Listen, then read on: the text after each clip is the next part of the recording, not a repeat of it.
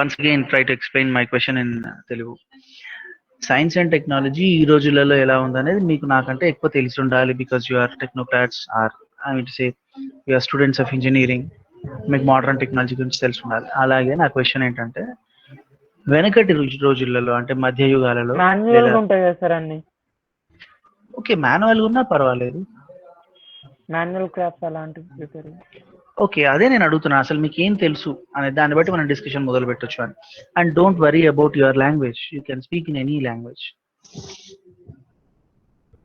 So అప్పుడు ఎలా ఉండేది ఏమైనా ఐడియా ఉందా, అదే నా question. Okay, I don't want waste any more time. I'll tell you.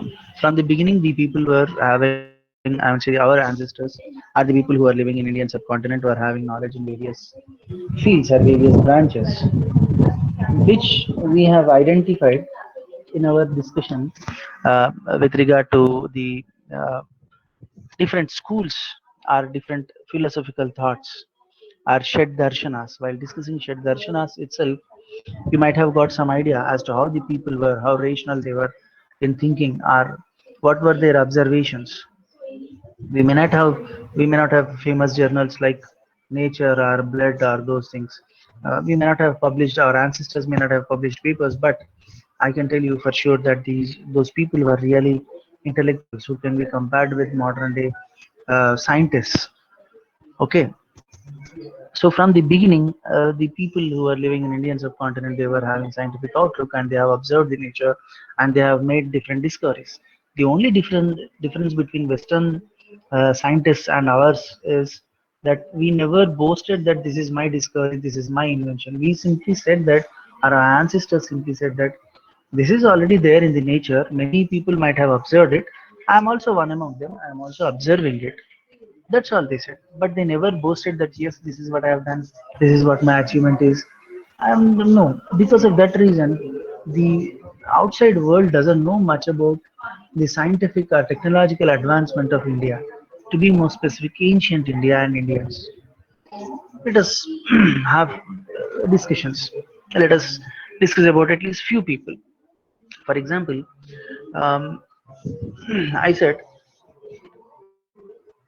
while discussing the Shad Darshanas, what is the first Darshana? Darshana Shastra, our school, the ideologies that we have discussed in Shad Darshanas. Can anyone name? Sankhya. Yeah. And who is the propounder of Sankhya? Sankhya philosophy? Kapila Maharshi. Very good. And what was his idea? He said I said he identified 25 elements, and he said whatever in reality it stems from two things, that is Purusha and Prakriti. So we can simply say that he has already identified 25 elements when before the birth of Christ. All the modern science and technology, the development or development of various sciences, let it be physics, chemistry, botany, zoology, biochemistry, engineering, you take anything, chemistry. It's only after science, that too from 14th, 15th centuries, not before that. But you see a person who has identified elements before the birth of Christ, 600 years before the birth of Christ. So that is India.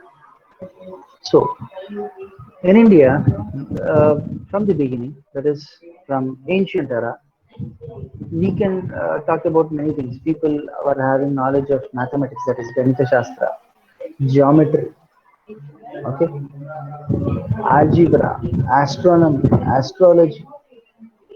Again, in mathematics, we have differences: Rekha Ganita, Anka Ganita. Like this, we have divisions also. Okay, then we have metallurgy. We knew architecture. We knew. Uh, I'll tell you just simple story, and you will tell me what is the science that is involved in it. Have you ever heard about any story about Vishwamitra? Students, we don't have much time, please. Have you ever heard of any story of Vishwamitra Maharshi?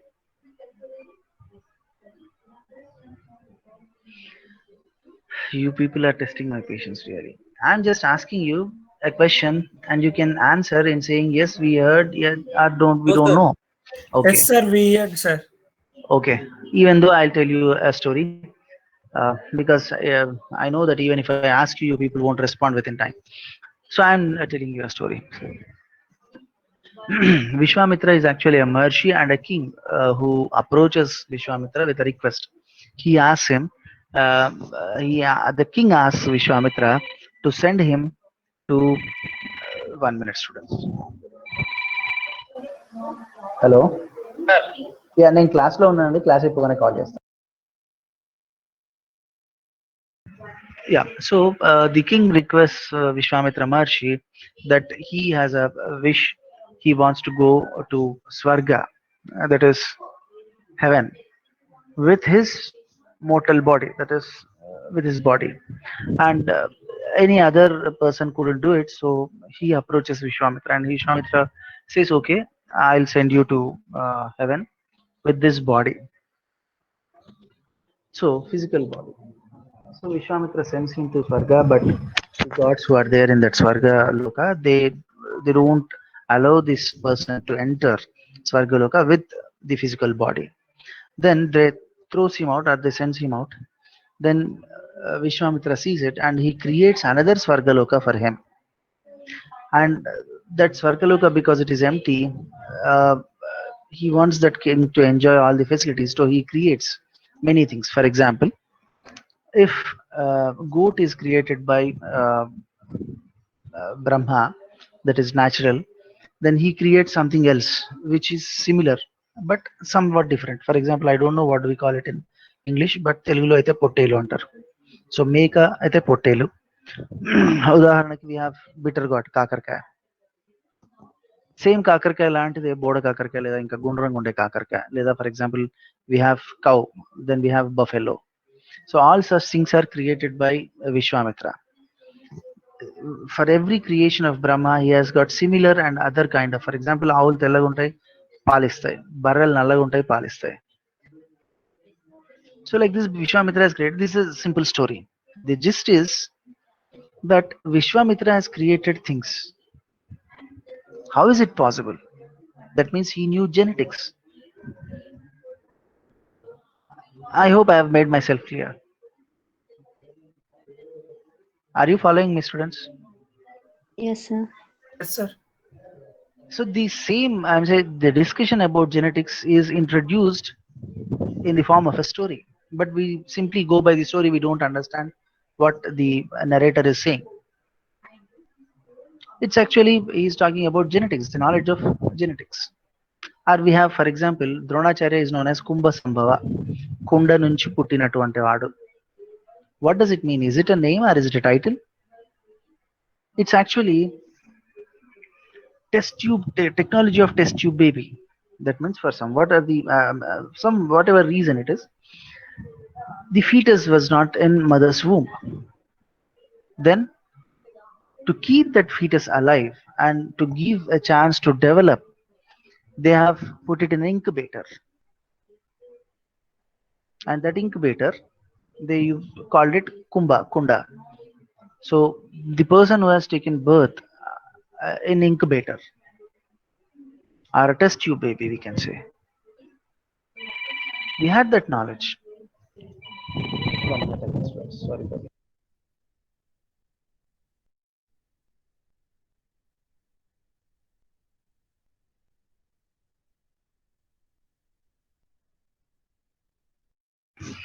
Okay, so it's all about,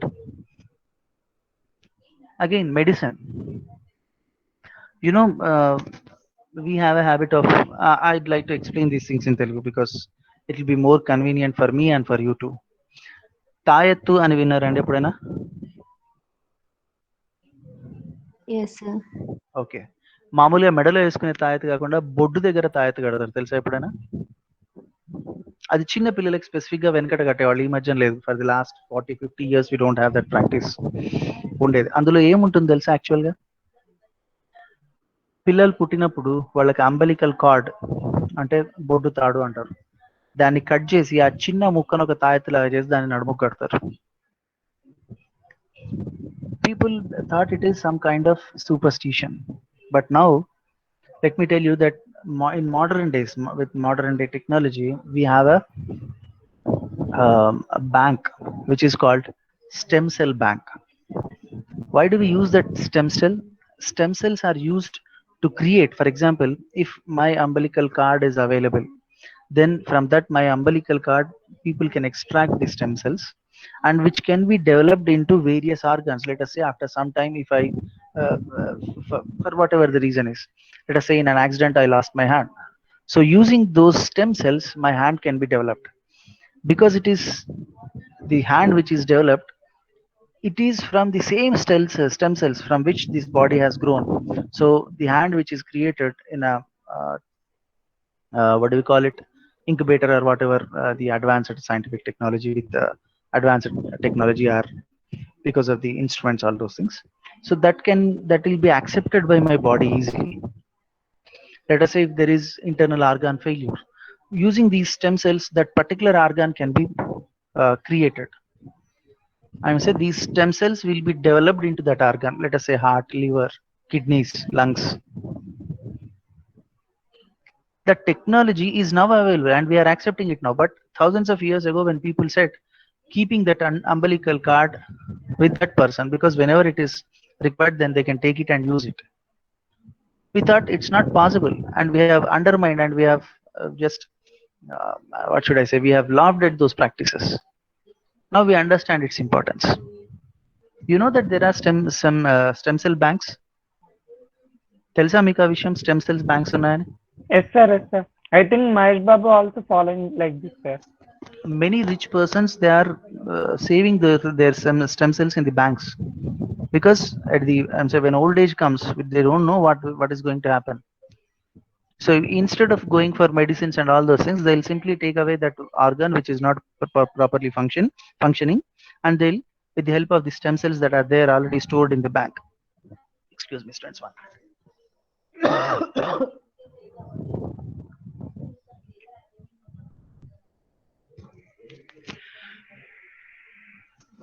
So with the help of stem cells, they can create another organ.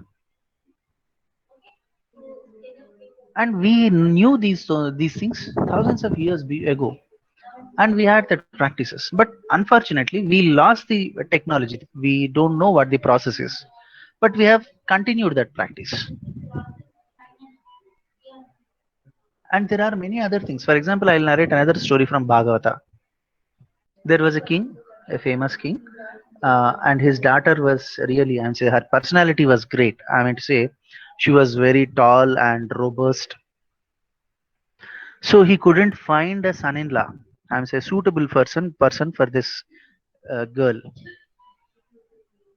with whom he can marry his daughter.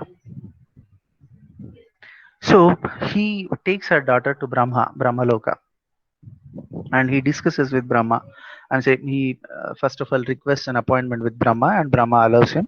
Then he goes to Brahma and says, "This is what is the situation. My daughter is really, I say she has got a big personality. She's 7 feet tall or some, I'm say big personality. So I am not getting a proper person with whom I can marry her." Then Brahma says, "Arey, what have you done? Have you come here alone, or do you have? I'm say, is your daughter accompanying you? Are you alone here?" Then he says, "Nothing to worry. My daughter is with me." Then the king asks, "Why are you asking me this question? Why?" "Because I'm requesting for a son-in-law for me. I'm say for my daughter, a husband for my daughter. What if she's not here?" Then the Brahma says, you are thinking that you have just started from the earth 1 or 2 days ago, and now you are in Brahmaloka, and you can talk to me, and you can go back to from Brahmaloka to your earth within 2 or 3 days. That means you might have you are thinking that you are planning to spend actually a week, but it is wrong. Now it is, you are thinking only 1 or 2 days, but thousands of years have already passed on earth. Now your wife, your sons, your kingdom, nothing is there. Everyone has died. Okay, so no one is alive now. If would it have been the other way? I mean, say if you have left your daughter on the earth, and if you have come to alone to this place. Your daughter might have died thousands of years ago, so no need of searching for son-in-law. That's what the Brahma says. Now, what do you understand from this story? Brahma is actually talking about time dilation. That means the time period who is living in another dimension or in another planet, the concept of time is different, totally different from for that person and for a person who is living on Earth. Are you following me? Yes, sir. Yes, sir. That's what if you see these movies, I'm saying Avengers movie or in some science fiction English movie, then you people feel really great about it and you talk about it. But if the same story is narrated in Bhagavata, you feel that it is something wrong or something irrational, illogical. But no, he's actually talking about the time dilation, which is a physics concept. And these kind of science movies are of most recent origin. Bhagavata Purana is thousands of years old. That means our poets, if we assume that it is just a poetry or just a novel or a story, if it is not real, if we assume like that, even though we are very advanced in comparison to Western civilization, Western poets or Western scientists. Why? Because our poets have thought of this time dilation thousands of years ago. If it is real, then it is good. Even if it is not real, then also we are far more advanced. Am I right? Yes, sir. And there are many other stories. For example, there is a story again in Mahabharata, wherein Lord Krishna has to, I'm saying, he has to declare war against a Narakasura, I think, yeah, Narakasura. Then there is an army general who works for Narakasura. This army general has got a daughter, and this daughter later she got married to the son of who is he? Uh, the son of Bhima, Ghatotkacha. That's again a different story, but that lady, before getting married to Ghatotkacha as the daughter of a general of Narakasura, she first vows to protect Narakasura from Krishna. So she creates a field, like a fence like thing. If you read that story, if you see that story, you will understand it is nothing but an electric fence. That too, in those days, production of electricity was not there. Then how come they have come up with a fence which works with electricity? It is solar energy with which they have created an electric fence. If you understand that story, then you will know that that poet is talking about solar energy. Even if it is fiction, even if it is story, let us not consider that it has happened. It is real. Even if we don't believe it to be real, even if we believe that it is a fictitious story, then you can think how advanced our people are. If it is real, then well and good. Even if it is fictitious or fictitious, I should say it's not fictitious, it's fictitious. The word is fictitious. Even if it is fictitious, then also we are advanced, at least by thousands of years. Our people have understood that it is possible to generate electricity with the help of sunlight. Using sunlight, it is possible to generate electricity. People knew that, or at least they have imagined. Aren't we advanced? So, like this, the if we have to talk about the development of science and technology, there are hundreds of proofs, hundreds and hundreds of proofs. Now, you see, Rama has constructed a bridge with the help of Vanaras, uh, connecting Sri Lanka and India mainland. Some 64 kilometers bridge or some 32, I don't remember exactly, but it is less than 70-80 kilometers, a small bridge. That means we knew we had that kind of technology. Even in case of Harappa, we have found check dams which are still standing intact, and people have laid roads which are straight, leveled roads, no ups and downs. They have constructed two-storied buildings. They have constructed dockyard, great bath, storage facilities, underground drainage system, underground water ducts, aqueducts. That means we knew architecture, we knew physics, we knew say, many concepts, physics concepts,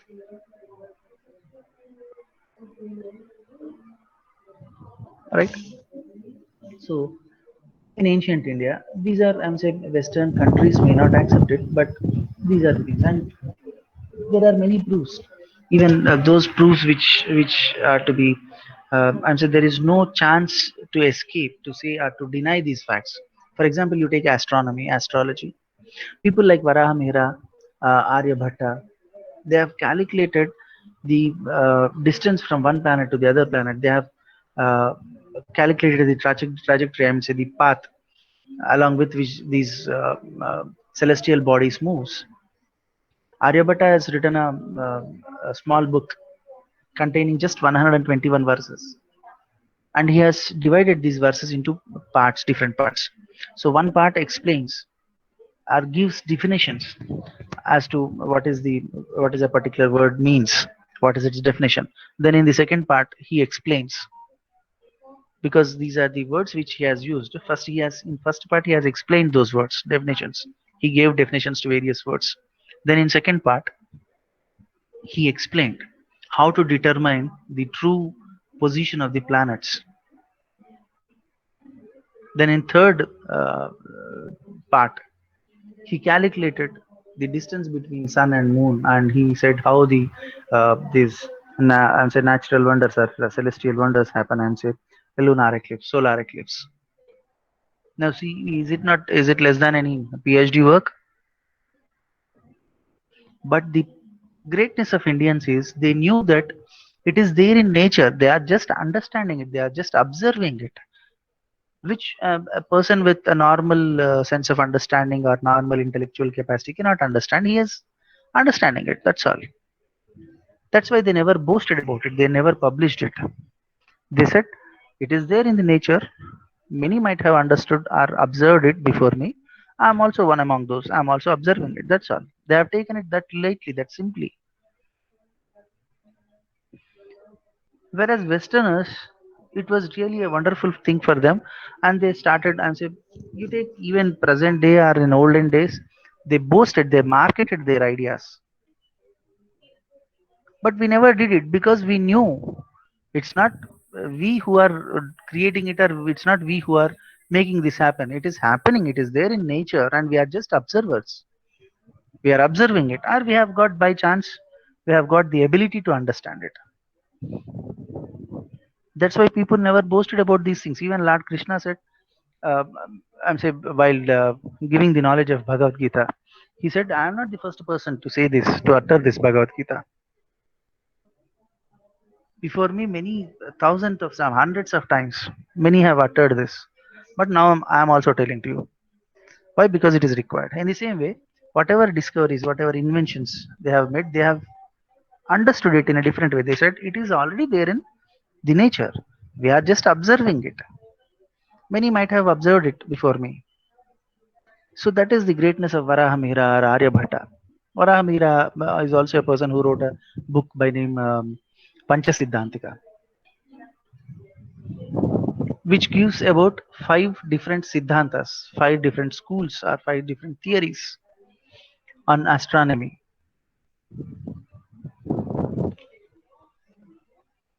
Okay, these schools of thought or these ideas, that these theories were in existence at that time. So it's compilation of various ideas in one book, with the name Panchasiddhantika. And Aryabhatta, he actually, whatever is mentioned in Vedas, he it's not deviating the path, but he has explained those things in a different way. Before Aryabhatta also, people knew that something is covering moon and something is covering sun for some time. That's why we are unable to see. That is what they called um, Rahu swallowing moon or sun, or Ketu swallowing moon or sun.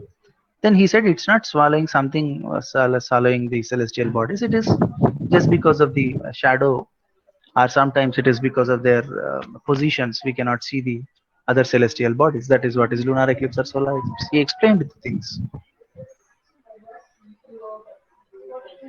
In mathematics also, for example, I said Yajurveda. Yajus is a ritual. To conduct a different kind of ritual, we need a different kind of fire altar.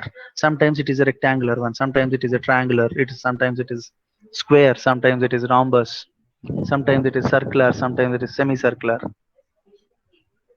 Sometimes it is said that, for example, you have to conduct, let us say, Yajna A.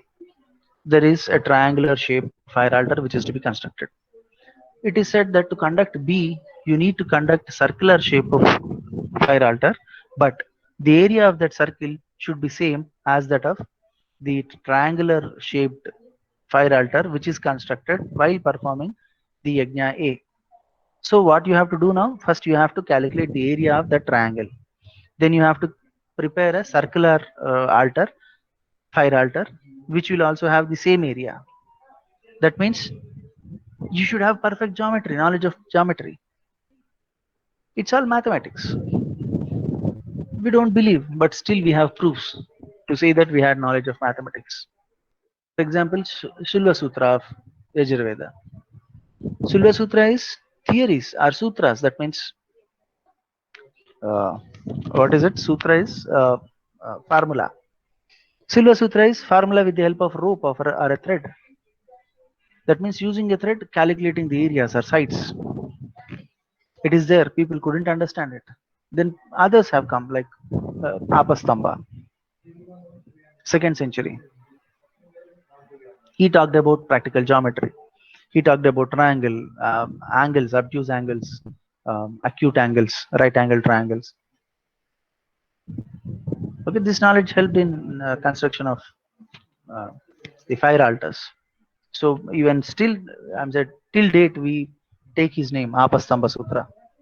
If there is any person who knows the procedures or how these rituals start, in the opening itself, we talk about Gayatri and Apastamba. So these are the mathematicians who have given knowledge as to how to construct a fire altar, how to calculate the area. If it is a two-dimensional figure, then how to calculate. If it is a three-dimensional figure, how to calculate. They have come up with formulas, but we don't give them the due respect. We don't consider them as a body of science. Okay.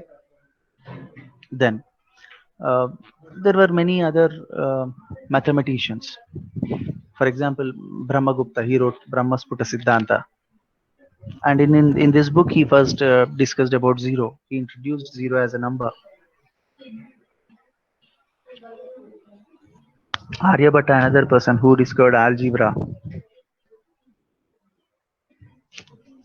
So there are many works. I would say literature is also available, but still we don't boast about them.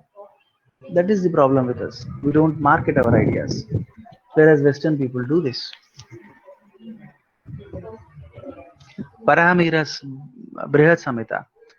Recently, when I was talking to a senior lecturer in our college, he explained me as to what is Brihat Samhita is.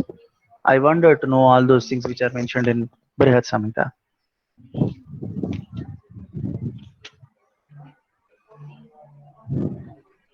So there are many things. For example, you take medicine.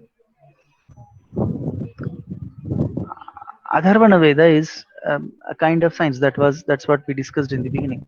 But what kind of science it is?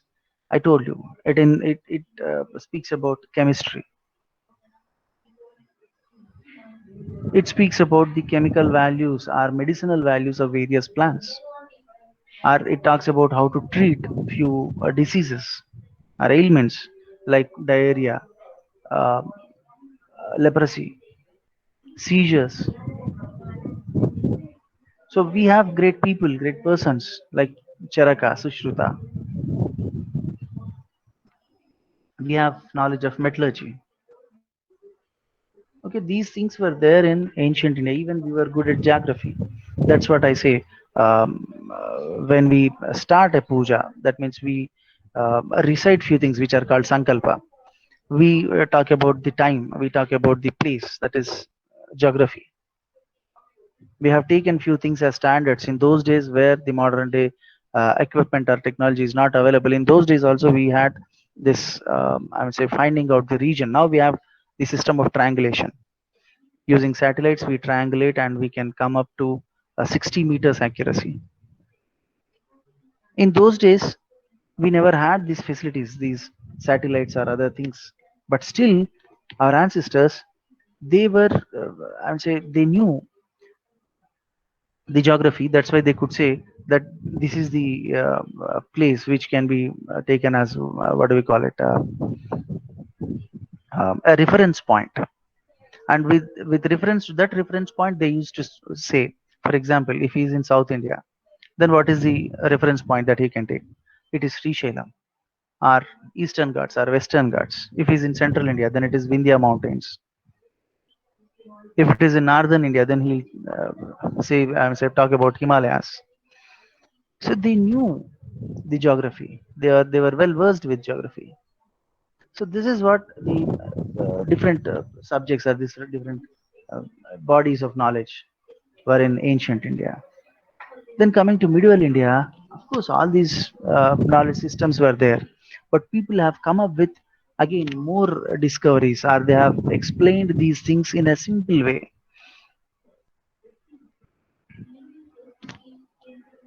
For example, mathematics books were there from the beginning. The books which were written by, as I said, Bhaskaracharya, Aryabhatta, Varahamihira, all those things were there. But again, people like Bhaskaracharya too.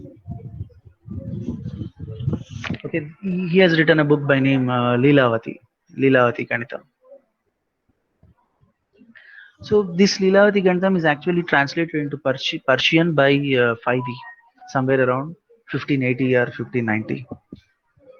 And this book was again got, I say, the Europeans have seen this book and they thought it is Arab's knowledge, and that's why they said it is Arabian numbers or Arabic number system. But it actually, the Faidi himself said, I have translated it from a Sanskrit book. But they did not see it. They have named it as Arabic number system. It's actually Indian number system, Hindu number system.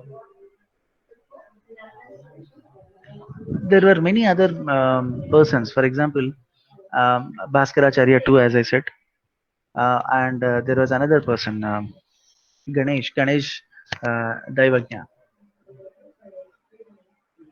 He wrote a book by name Buddhi Vilasini. This is a commentary on Leelavati Ganitam. Then Sridhara is another person. He wrote Ganita Sara. Nilakanta Jyotirved is another person who used to be in the court of Akbar. He compiled the answer, a book in Persian language.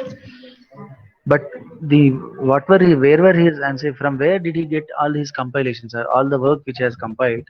He got it from Sanskrit books. But the kings were using Persian language, so he used Persian language. People thought it is the knowledge of Arabs because it is in Persian. But this compilation is based on the literature that is available in Sanskrit. So that's how the knowledge of Arabs in the field of mathematics has developed.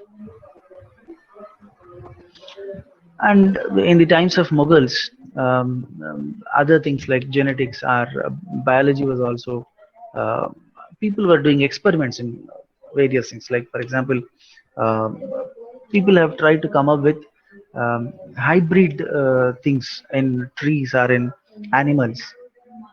So hybridization was there.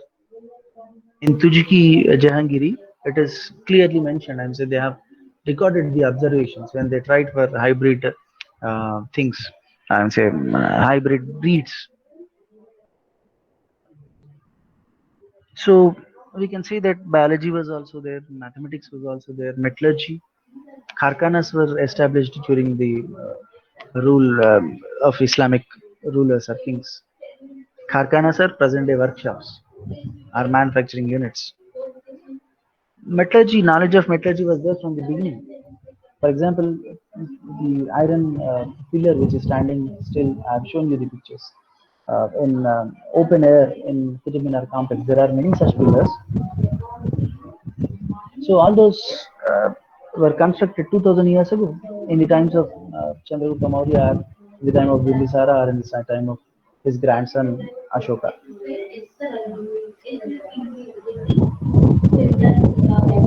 There are many wonderful things. So we can say that we knew metallurgy, we knew chemistry. Nagarjuna has wrote a book on chemistry, Rasaratnakara.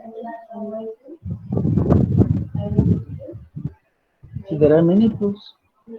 Mysore possessed a paper making factory. There was a paper making factory in Mysore during the time of Tipu Sultan.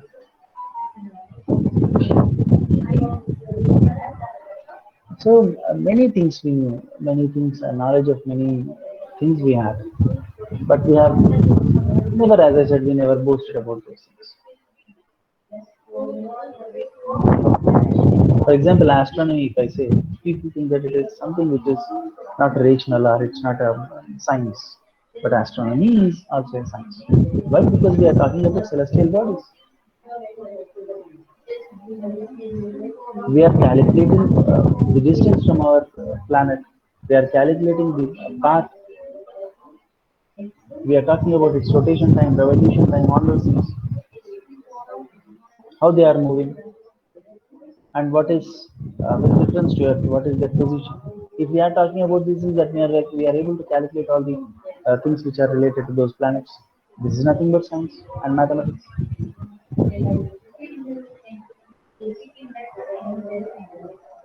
So there were observatories in places like Daulatabad, Ujjain, Varanasi, Delhi. That means people were observing celestial bodies. That knowledge was there. Mahendra Suri was a famous astronomer. He was in the court of Firoz Shah. He developed an astronomical instrument called Yantra Raja. Then there were many other people like Parameshwara, Mahabhaskara. Sorry, it's Mahabhaskariya. Famous families of astronomers. They had their almanacs also. That means they have calculated when the solar eclipse is going to happen, when the solar lunar eclipse is going to happen. Even we have that continuous tradition. Even today we have panchangas. They don't have any modern day equipment or modern knowledge of modern sciences. They are totally purely based on our ancient uh, what should I say, the body of knowledge. They still calculate the um, in the same old ways, and they are accurate. They are predicting as when the lunar eclipse or solar eclipse is going to happen. You have seen like Jantar Mantar, which is in Delhi. It's a sundial. There are many sundials in India. In Jaipur, there is a sundial. In Delhi, there is a sundial. These are astronomical observatories, actually. So, agriculture, medicine, metallurgy, mathematics, all these were there in medieval India. Coming to modern India, I in the beginning itself I said I don't need to explain it to you. You all know very well. Can anyone just tell me as to in what fields we have made our mark? Students, are you there? Are you listening? Yes, sir. So, can you name any field in which we have made our mark in the modern day?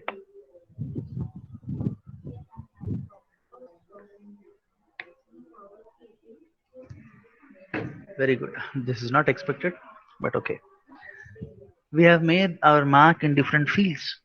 For example, you take space research. ISRO has made its mark. Now countries are approaching India. They are asking India. They are paying to India or ISRO. For what? to send their satellites to space to put them in proper position. Why? Because ours is most reliable and most cheap. Our we need to have I would say they have to spend more money if they have to do it on their own. But if they take our services are more reliable, and at the same time cost is relatively less. So do you know that using a single launch vehicle we have sent 103 satellites at a time. It's a record, no other country has achieved it, and we are earning hundreds of crores of rupees. ISRO is earning and giving the revenue to central government.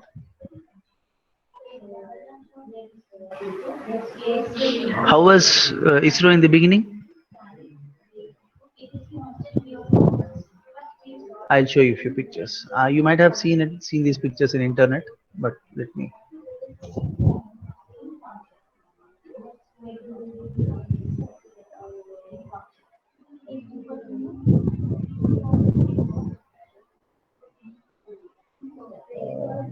Yeah, ISRO photos.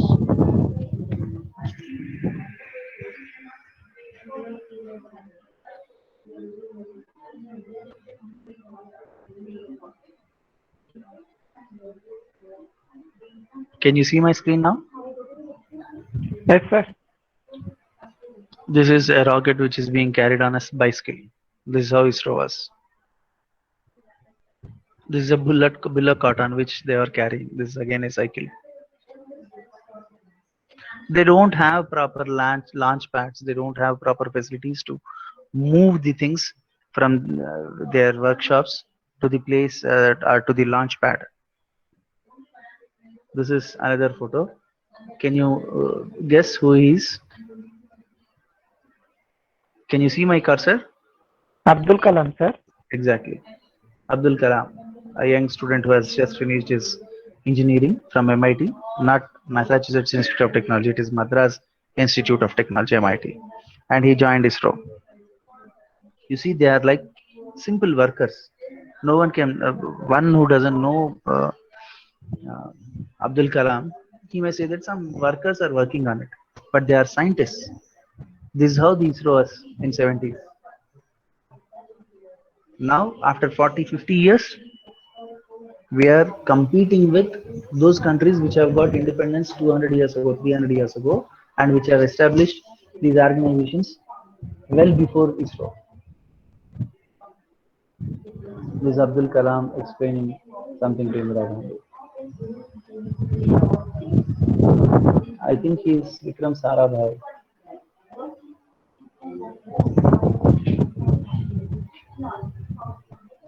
Okay, this is how the ISRO was, but now it is developed. So we have made our mark in the field of space research. This Department of Science and Technology was actually started somewhere around 1970s. Now we have various branches. Have you ever heard the name NFC Nagar or NFC Colony? It is No, in sir. it is in the outskirts of Hyderabad. NFC stands for Nuclear Fuel Complex. So research is going on nuclear fuel. Have you ever heard CREDA or ICAR? ICARI? ICAR, it's not ICARI, it's ICAR. What does it stand for? Indian Council for Agricultural Research.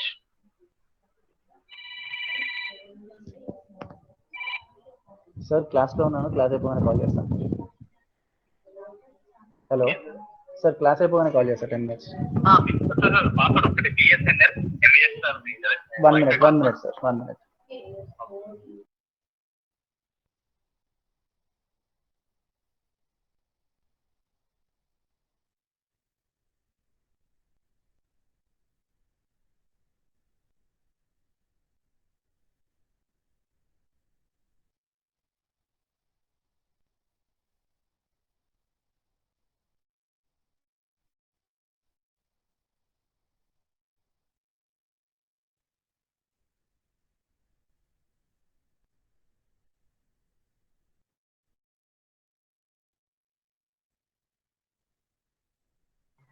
Yeah. So, what was I discussing?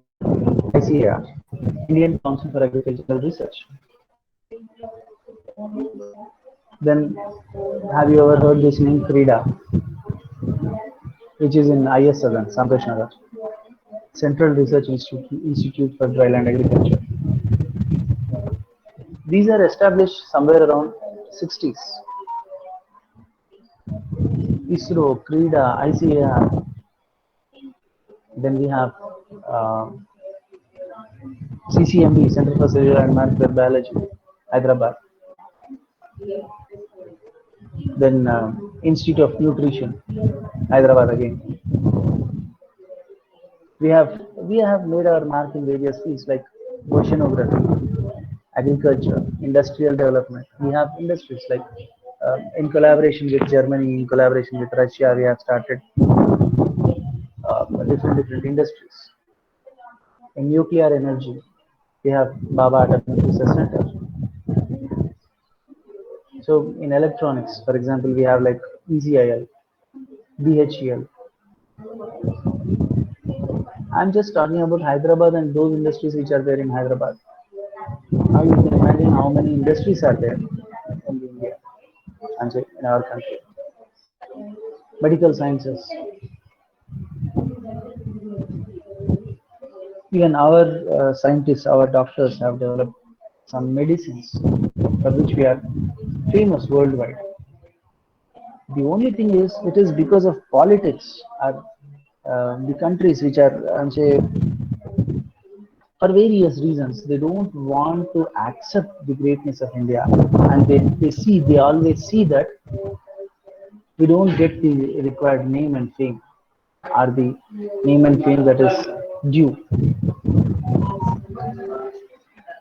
and we don't understand it. We go by foreign news channels. We simply say that this is trash, that is trash. We are not on par with others. But we have achieved many things and wonderful things in the past, and even now we have the ability to achieve many wonderful things. Now you see, we have also prepared, say, antidote for coronavirus, or vaccine, even if it is not antidote, it's vaccine. How many countries have developed? Even let us say other countries have also developed, but we have also developed it. We do have that ability. You see, all the big companies, Fortune 500 companies, at least most of them are the famous ones, are being run by Indians. Sundar Pichai, he's heading. What is he heading? Students, I'm asking you. Google. Then Satya Nadella, Indra Nui. If you take the administrative system or political administration system of America, then there are n number of Indians. Even NASA. I'm not saying it is working because of Indians only, but we have good number of Indians. You take any field. Right. Okay, so this is the development of science and technology in modern India. I have told you many things: space technology, oceanography, mathematics, medicine, electronics, nuclear energy, okay, molecular biology, industries, agriculture. Like this, we have different things, and in all the things we have made our mark. You know that we are, say, India's contribution in LHC. What is LHC? It's a famous experiment. What is it? Large Hadron Collider. Have you ever heard this name? Students? No, sir. Oh, you haven't heard this name. You search, you Google it. Large Hadron Collider, LHC. ఆ experiment చేస్తే భూమి అంతా black hole అయిపోతుంది అని చెప్పి అనుకున్నారు starting లో, but nothing has happened. Do you know tokamak? మీరు ఎవరైనా స్పైడర్ మ్యాన్ సినిమా చూసారా? స్పైడర్ మ్యాన్ డాక్టర్ ఆక్టేవియస్ చూసారండి మూవీ? Yes sir. అందులో ఆయన ఒక సన్ లాంటిది తయారు చేస్తుంటాడు, దానికి చాలా మ్యాగ్నెటిక్ పవర్ ఉంటుంది లేదా క్లీన్ ఎనర్జీ ఇస్తుందని. అది నిజంగా జరుగుతోంది experiment, tokamak China experiment China also sir artificial sun చేశారు. బట్ దాని ఆర్టిఫిషియల్స్ అనడం కంటే టోకమాక్ అనడం is correct. Tokamak is the correct name. So India's contribution is there in LHC, India's contribution is there in tokamak. But we don't know. Being a student of engineering, you should have all this information. But this is what we people are lagging. I say the knowledge of the things which are happening in the present day world and the contribution of India. We don't have any idea of these things. We don't boast of these things generally. It's there in our blood. But Western countries, they boast. Even if they achieve a smallest thing, they talk about it, which we don't do, which is not correct, of course. Okay, so we have successfully completed fourth unit. Now only fifth unit is to be discussed, which we can complete in 2 or 3 classes. So thank you, class. I will be taking attendance. Please answer your roll calls. And meanwhile, if you have any questions, you can ask me. So roll number 61.